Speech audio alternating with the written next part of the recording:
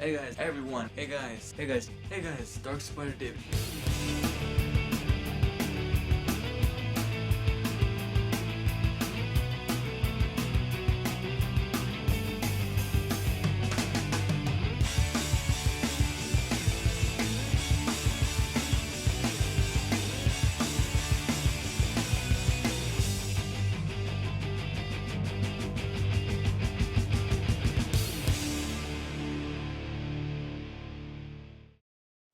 Hey guys, David here, and welcome to not exactly a review, but it's much more of a retrospect. What exactly is the definition of a retrospect?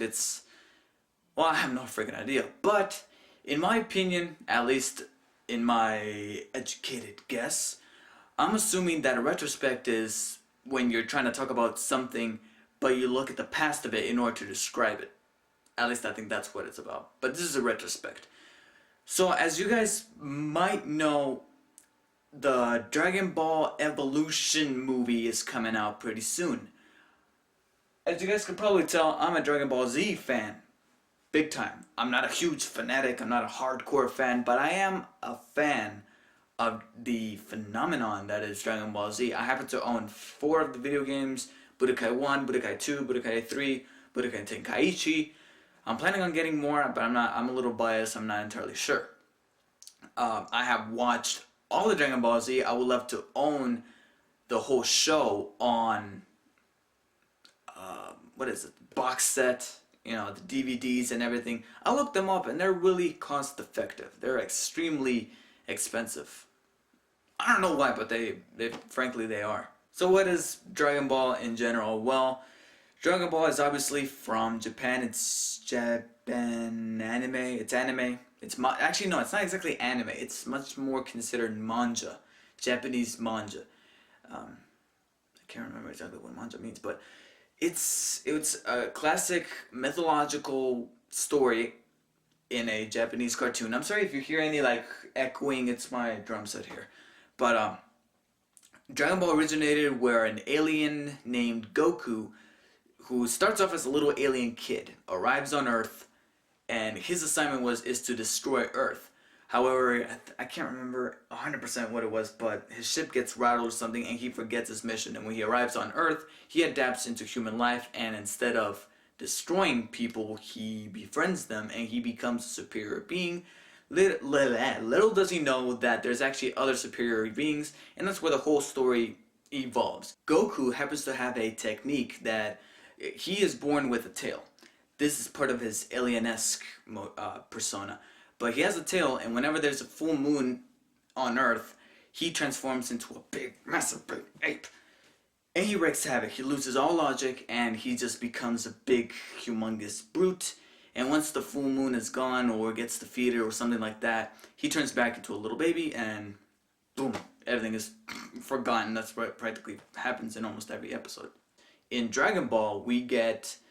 Basically what they're doing is trying to search for the Dragon Balls, and the Dragon Balls, the legend about the Dragon Balls is the fact that there's 7 of them spread out throughout the Earth, and when you get them together, a big old dragon's gonna pop out, and you get to make a big wish. You could even bring people back to life, and that's what these people are doing. There's the characters of Goku, Bulma, Yamcha, who, I don't know, but and I can't remember what the other guy's names was. So with all these people, Goku not exactly being 100% human, they go and look for the Dragon Balls, and they have their misadventures and everything. Since Goku is still a little well, I wouldn't say baby, but he's a very small kid, you're not going to expect any big stories, any big battles, anything.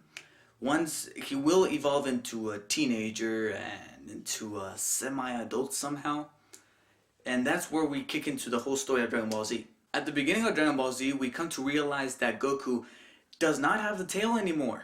He cut it off when being like him, I'm not going to say the name just yet, what the type of being it is, but when a being like that gets his tail cut off, he loses all of his powers of becoming an ape, and whenever there's a full moon, nothing's going to happen. He's completely like that. He still has a few powers that he does not know about. So Goku enters a tournament where he meets Piccolo, and he befriended Krillin back when he was a little kid. Krillin is a big, Krillin is a miniature guy. he grows to be like 40 years old, but he's still, he's still like this tall. So he meets all these characters, and this whole story evolves when there's a species called the Saiyans that can turn all, big and powerful, and they're looking for the Dragon Balls as well. Basically, the whole basis of this entire story are the Dragon Balls. Everybody wants them. Everybody wants to make their big, humongous wish, and just, it could either be to bring somebody back, it could be to kill somebody, it could be to take over a planet, anything. In Dragon Ball Z, we spread out through 4 eras. There's the Saiyan era, where we get introduced to Vegeta and practically any Saiyan in general, and we find out that Goku himself is a Saiyan, which is like a superior being that can turn into a Super Saiyan and gain enormous powers and energy and all that stuff, and could be all powerful, and it's a huge privilege. That's what the Saiyan saga is about.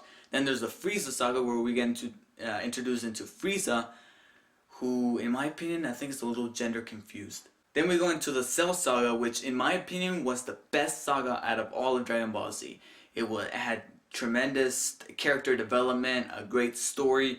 It was very epic and dynamic, and it was awesome. I loved the Cell saga.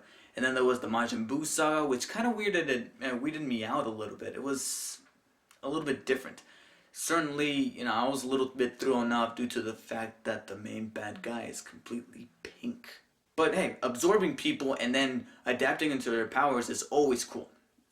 No problem with that. After Dragon Ball Z, after all these big battles, epic, humongous, gargantuan battles, and these great stories and great animation, I'm telling you, Dragon Ball Z is actually one of the best animated series up to date. There's Family Guy, there's Timon and Pumbaa, there's Phineas and Ferb, Family Guy and King of the Hill. But Dragon Ball Z, being that it's just a Japanese manga story, it's awesome. It's great. Then after Dragon Ball Z, we had the very torn down Dragon Ball GT, which was, in my opinion, a punch to the face for us fans. We were like, whoa, this is too... There were quite a few plot holes in that story. Honestly, not a fan of Dragon Ball GT. And now I think about 20 years later, after the story originally originated, I think it was in the 80s, I'm not 100% sure. But about 20 years later, now we have Dragon Ball Evolution coming out. I've seen the trailers, I've seen the TV spots, I even seen clips. The clips kind of make, after I saw the trailers and the TV spots, and then after watching the trailers and the TV spots, I was like, what is this? I mean, they're turning Dragon Ball, or Dragon Ball Z, I don't know, they're calling it Dragon Ball Evolution because they want this to be an upgrade of the original Dragon Ball Z, Dragon Ball / Dragon Ball Z story. The whole, connection thing going on there. That's why they called it that. They didn't originally call it Dragon Ball Z or even just Dragon Ball. No, they add that evolution in there. They kind of make it sound like a bad video game. And I saw the trailers and the TV spots, and then it just makes me, they made Dragon Ball into like another Forbidden Kingdom, which was a great movie. I love that movie. With Jackie Chan and Jet Li, seeing both of them on screen was fantastic. But for Dragon Ball, we're expecting something a bit more epic, something a bit true to what we fans want to see on the screen, which is what we saw on the smaller screen or in Japan or whatever. We want to see that. We want to see something that's reminiscent to that. Now the movie's not officially out. I haven't actually seen it. I can't judge it, but it doesn't look like that. It looks very... cliches. Like, there's going to be an awful lot of cliches in this movie where they're like, I must have the power of whatever. We're going to defeat you. But hey, that's just me. I will go see it because I am a fan of Dragon Ball Z. I direct you to my enlargement of this original picture here. This was done by me in art class. But being that I'm a fan, I'm going to go see this movie to give it a chance, and hopefully it'll be better. I saw a clip where Master Roshi is... Oh, I can't remember. It was a clip of the movie. But the clip kind of made me go, okay, maybe this might turn out somewhat better than what was my original opinion. It might turn out to be a little bit better than what I originally thought when I saw the trailers and the TV spots. So I'm not sure. I'm going to go ahead and watch it and give it a chance. So that's it for this video, guys. Just me ranting and rambling and giving you guys some background story in case you guys don't know what the Dragon Ball Z or Dragon Ball story is about. Hopefully you've been enlightened. Thank you guys for watching. Rate this if you want, comment, and subscribe because quite a few more videos coming up, hopefully. So that's it for this retrospect. Hope you guys enjoyed. I'll talk to you guys later. Peace.